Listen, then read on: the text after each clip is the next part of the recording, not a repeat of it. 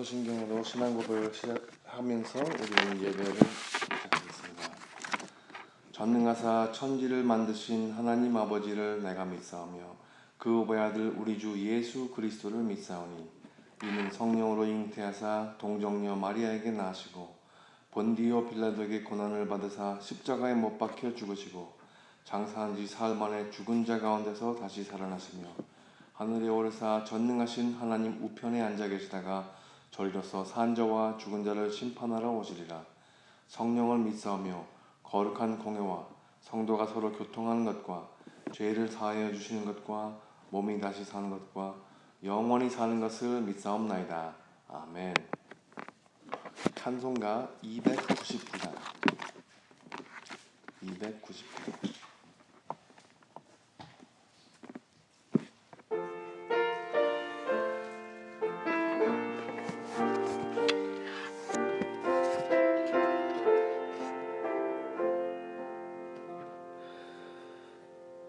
하나님 사랑은 온전한 참 사랑 내 맘에 부어주시사 충만케 하소서. 내 주님 참 사랑 햇빛과 같으니 그 사랑 내게 비추사 뜨겁게 하소서. 그 사랑 앞에는 풍파도 그치며 어두운 밤도 환하니 그 힘이 크도다. 하나님 사랑은 온전한 참 사랑 내 맘과 영에 채우사 새 힘을 주소서.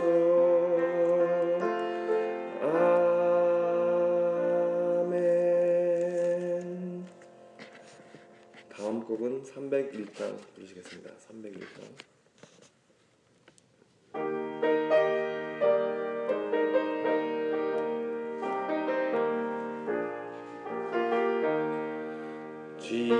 지금까지 지내온 것 주의 크신 은혜라.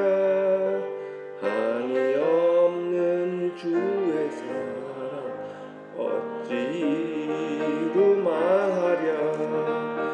자나깨나 주의 손이 항상 살펴주시고 모든 일을 주 안에서 형통하게 하시네.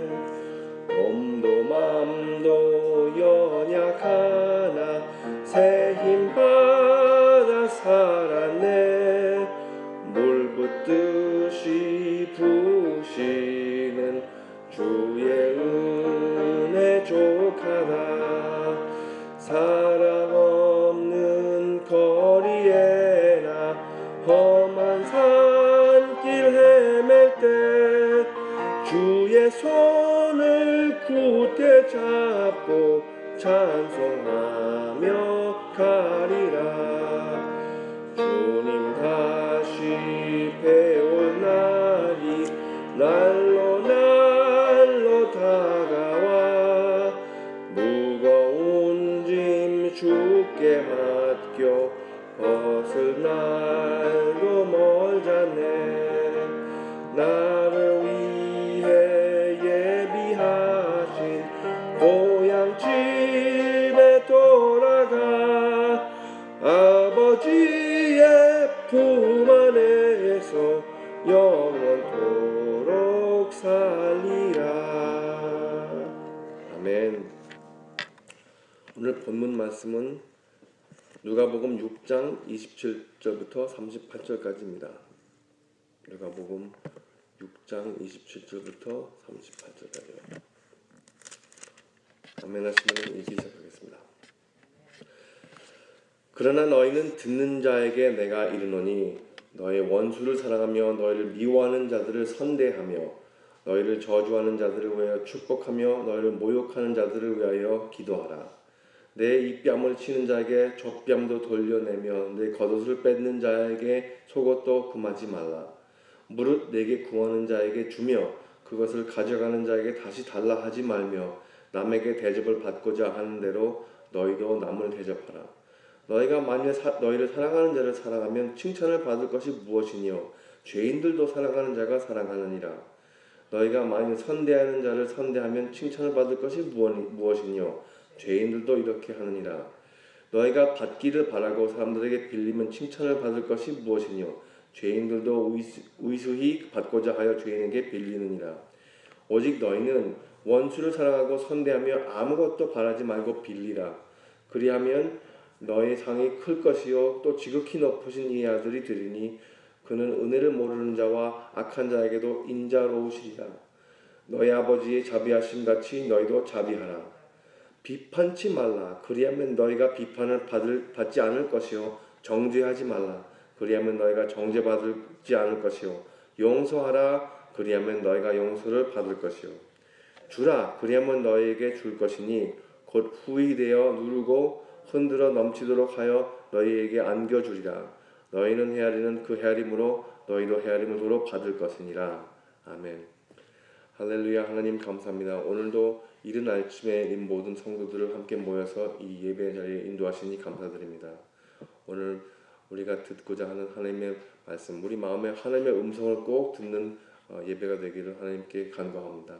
성령 충만한 가운데 하나님의 뜻이 이루어지고 또 우리가 마음에 정말 피와 살이 되는 그런 말씀을 우리에게 주시기를 주 예수님의 이름을 받들어 간구하옵나이다. 아멘. 할렐루야. 오늘도 새벽 예배 나오신 것을 환영합니다. 우리가 인생을 무엇을 위해서 살 것인가?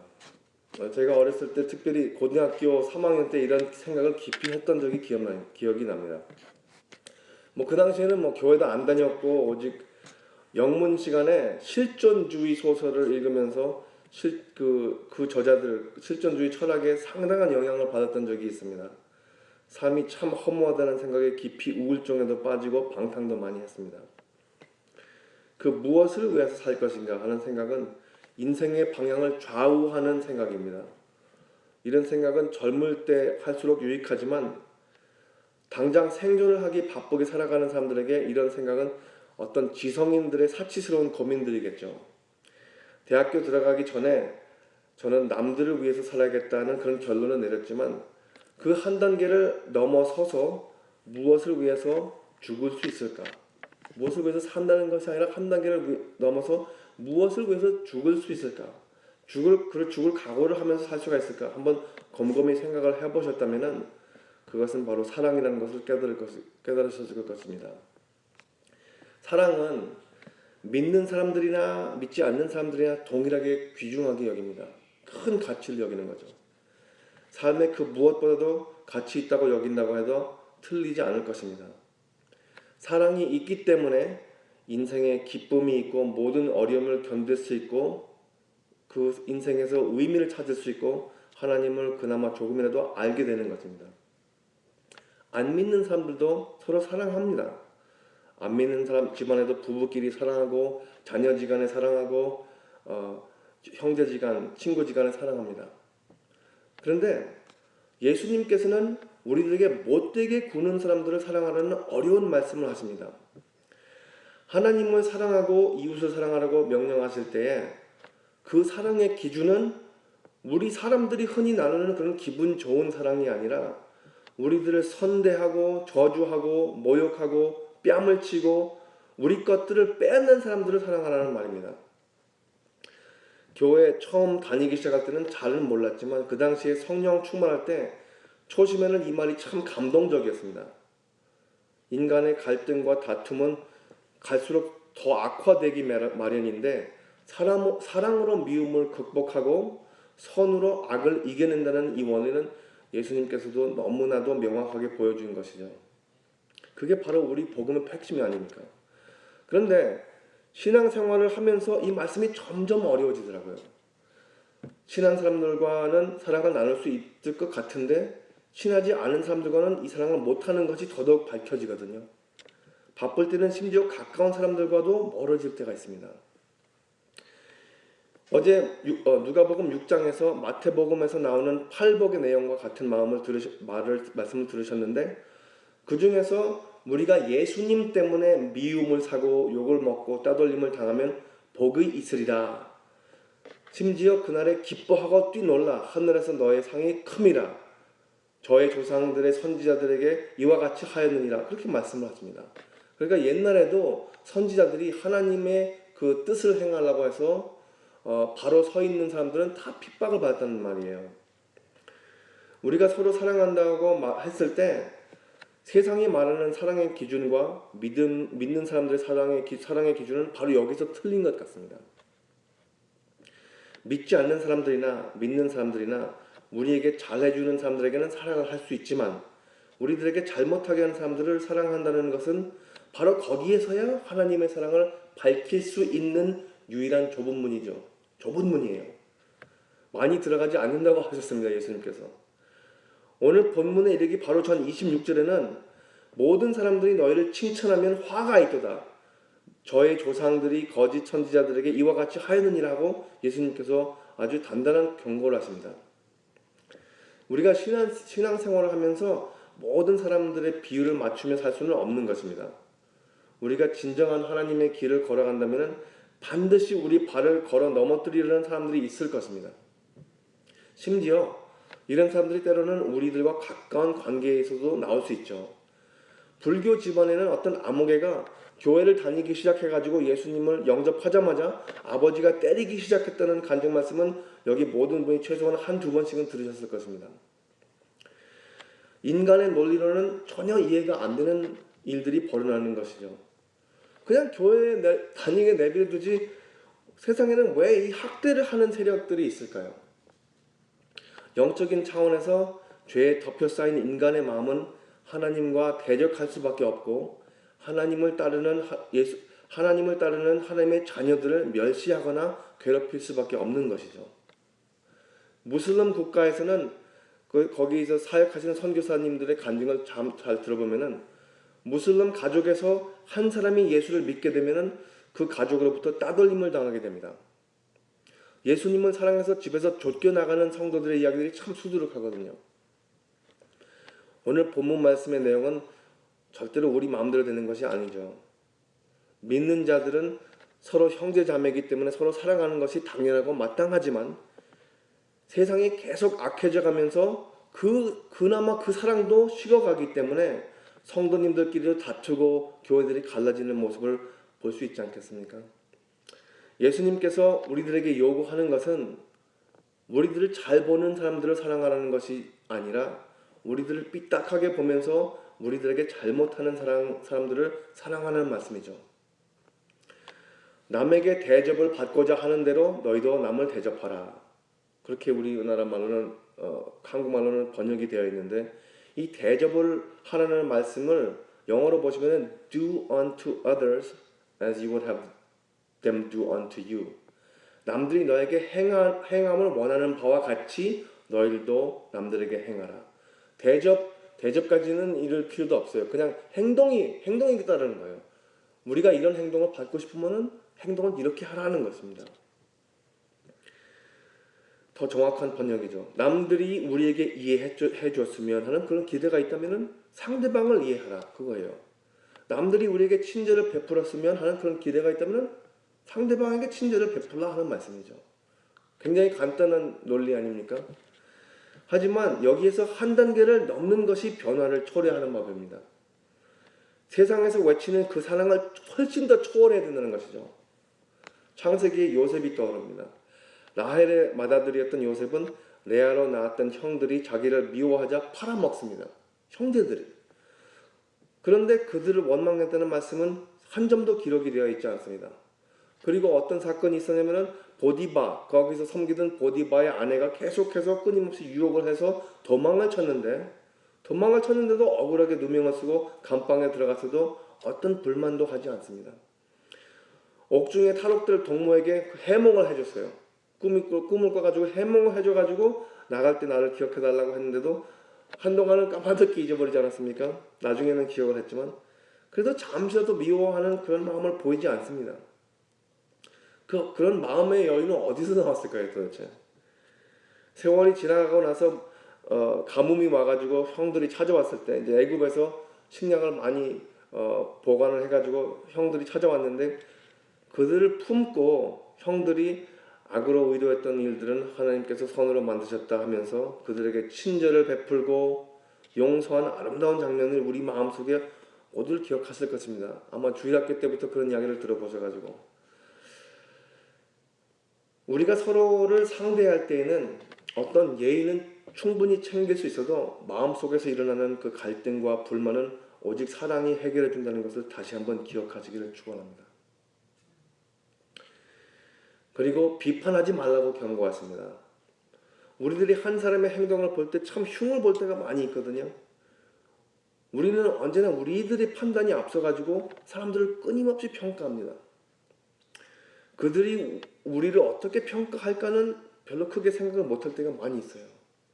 우리가 그들을 평가하는 만큼 우리도 그 평가를 받으리라는 그것만은 우리가 기억해둬야 할 것 같습니다. 그리고 우리가 비판을 할 때는 그냥 가볍게 생각을 할 수도 있지만 정죄까지 할 때가 있어요. 저 사람은 저래서 안 돼. 저 인간은 왜 그 모양이야? 상대방의 배경이 어떤 것인가? 그들이 어떤 상황을 지금 어떤 과정을 통과하고 있는가? 어떤 영적인 질환을 계속해서 시달리고 있었나? 그런 것들은 고려할 새도 없이 우리들은 남들을 정죄할 때가 많이 있습니다. 이럴 때 우리가 그들을 과연 사랑한다고 할 수가 있을까요? 이럴 때 우리가 하나님을 사랑하는 하나님의 백성이라고 할 수 있을까요? 하나님의 사랑은 용서하는 사랑입니다. 너그러우신 사랑입니다. 오래 참으시는 사랑입니다. 우리들이 잘못할 때는 생각지 못하고 그저 상대방이 잘못한 것만 떠올리는 믿음 자세는 오늘 본문 말씀에 이르지 못하는 상태이겠죠. 우리들이 억울함을 당할 때에 그것을 하나님의 사랑으로 극복한다면 바로 그것이 하나님께서 높게 평가하시고 하나님의 자녀라 칭하시는 상 주시는 삶의 방향인 것이죠. 사랑을 위해서 매일같이 죽는 삶이죠. 하나님께서 기뻐하시는 살아있는 제사가 아니겠습니까? 그것이.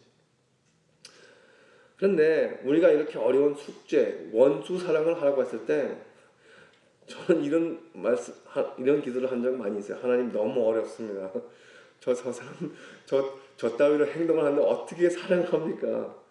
그렇게 하소연을 하기도 전에 반대로 우리들이 미워했을 때, 우리들이 남을 저주하고 모독했을 때, 우리들이 무례히 행했을 때 받을 만한 대가를 받기보다는 용서와 사랑을 받은 적이 없었나요? 분명히 있었잖아요. 우리들이 지금 믿는 자들의 자리에 앉아 있는 것은 조금이라도 그런 하나님의 사랑을 맛보았기 때문에 그렇지 않겠습니까? 주 예수님 안에서는 온전히 받은 것이죠. 우리들은 싫어하는 사람들을 피합니다. 우리들에게 좀 잘못하는 사람들을 피하지 못하면 다툴 때가 있습니다.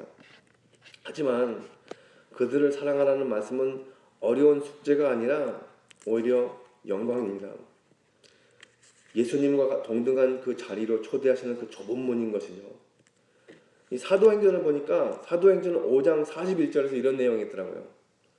예수님의 복음을 전파하는 그 제자들이 잡혀가지고 매를 맞았어요. 매를 맞으니까 좋아하는 거예요. 저는 이게 매 맞고 좋아한다는 거는 성경 보면서 이런 것도 있구나. 이런 것도 있구나. 잠깐 예화를 나누고 마무리를 짓겠습니다.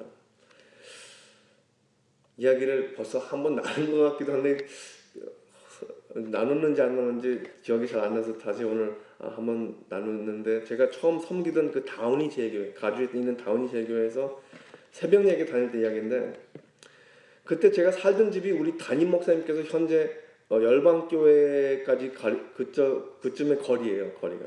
근데 제가 새벽에 좀 일찍 일어나서 자전거를 타고 가는 것을 참 좋아했습니다.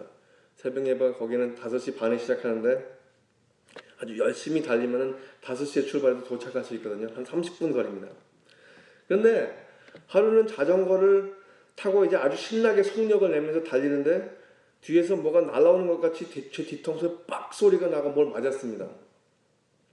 그래서 순간적으로 정신이 없어가지고 일단 자전거를 세우고 저 어디 다친 데 없나 이렇게 살펴보는데 알고 보니까 제 옆에 지나가는 차에서 어떤 사람이 이 창밖으로 몸뚱아리를 내밀고 주먹으로 저를 친 것입니다. 차가 갔는데 저는 어이가 없어가지고 일단 자전거를 끌고 일단 가로등, 이게 어두운 데 있으면 위험하니까 가로등에 있는 곳에서 잠시 쉬면서 궁리를 하고 있었습니다. 이거 새벽 예배를 계속해서 가야 되는 건가 아니면 집으로 돌아가야 되는 건가. 그런데 이미 저 벌써 떠났다고 생각했던 그 차가 제가 서 있는 차를 찾아온 거예요, 또 다시.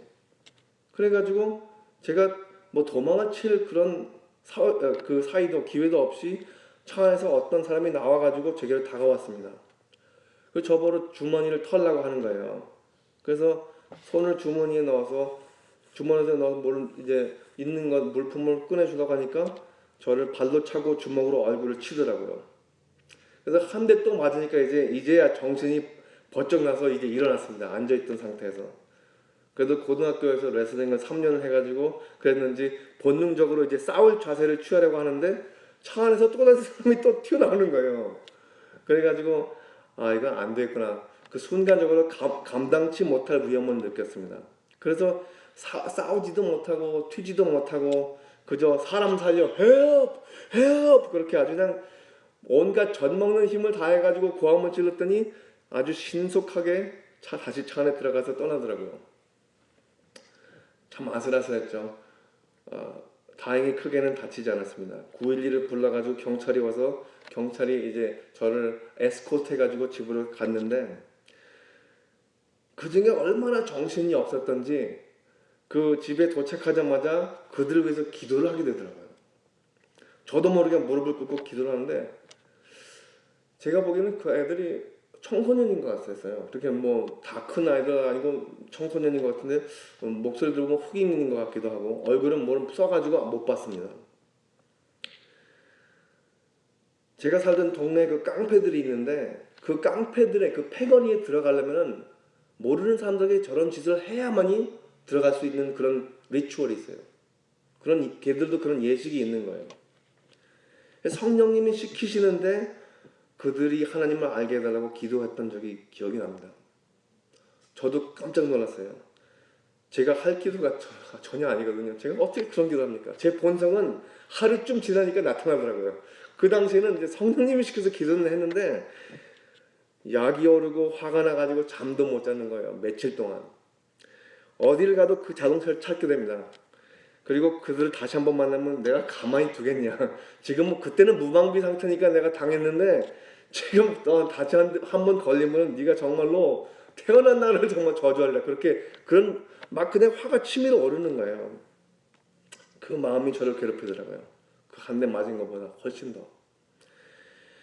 세월이 지나고 나서 깨닫게 된 것은 이 예수님께서 지금 우리 본문에서 말씀하시는 그 명령하신 이 원수 사랑은 성령님께서 충만케 우리를 온전히 지배하실 때 이루어진다는 것을 알게 됐습니다. 우리 능력으로 우리 노력으로 해가지고 나중에 나를 원수 사랑하는데 너는 어떻게 그렇게 하냐, 이거는 벌써 있을 수가 없는 모순이에요. 그리고 아직도 제 육이 얼마나 살아있는지를 가르쳐 주신 것 같습니다. 성령님께서 의도하시는 것은 여기에 있는데 저는 아직도 그 밑바닥을 걸어가고 있구나. 내 육을 아직도 포기하지 못하고 있구나. 얼만큼 세월이 많이 지나고 나야 그 분했던 마음이 사라지고 그들이 용서가 되더라고요. 그런데 저를 때린 그 사람이 제가 한 기도로, 그 사람이 알 바가 있습니까? 상관도 안 하죠. 근데 제가 한 기도로 하나님을 만나게 되었다면 대몇 번 맞았던 것은 큰 피해가 아닌 것 같습니다. 좀 충격적인 말씀을 새벽 중에 들려주셔서 죄송합니다. 정말 성령이 충만하신 가운데 자비하시고 우리들에게 잘못하시는 사람들을 용서하고 받을 값어치가 없는 사람들에게도 친절을 베푸는 삶의 방향을 잡는 하루가 되시기를 주님의 이름으로 축원합니다. 기도하시겠습니다. 할렐루야. 하늘에 계신 하나님 감사합니다. 우리들을 미워하는 사람들을 사랑한다는 그 예수님께서 보여주신 것을 우리가 흉내라도 내고 싶어 합니다. 하나님, 그 하나님의 요구하시는 그 제자도 우리가 예수님을 따르는 그 마음의 자세를 확보해 주시고 거기에서 조금이라도 어긋나지 않게 마음을 굳게 다짐할 수 있도록 하여 주십소서. 이 세상에 하나님의 사랑을 알면은 무엇도 두려워하지 않고 심지어 죽음도 두려워하지 않으며 살 수 있다는 그 비결을 우리에게 깨닫게 하여 주옵소서. 우리의 스스로의 우리 것만 챙기려고 바쁠 때에 그것을 잠시 내려놓고 남들이 필요한 것, 그 우리를 미워하는 사람들이 왜 미워할까? 하나님의 은혜를 모르는 사람들을 위해서 우리가 무릎을 꿇고 기도를 할 수 있는 그 마음을 주시옵소서. 오늘 새벽에 그 마음으로 기도를 할 때 오늘 하루가 정말로 아름답게 펼쳐질 것을 믿습니다. 하나님, 우리 함께 하여 주옵소서. 성령님 충만케 하여 주옵소서. 이 모든 것을 우리 주 예수 그리스도의 이름을 받들어 기도드렸사옵나이다. 아멘. 하늘에 계신 우리 아버지여, 이름이 거룩히 여김을 받으시오며 나라가 임하시오며 뜻이 하늘에서 이루어진 것 같이 땅에서도 이루어지이다. 오늘 우리에게 일용할 양식을 주시옵고 우리가 우리에게 죄 지은 자를 사하여 준 것 같이 우리 죄를 사하여 주시옵고 우리를 시험에 들게 하지 마시옵고 다만 악에서 구하시옵소서. 나라와 권세와 영광이 아버지께 영원히 있사옵나이다. 아멘.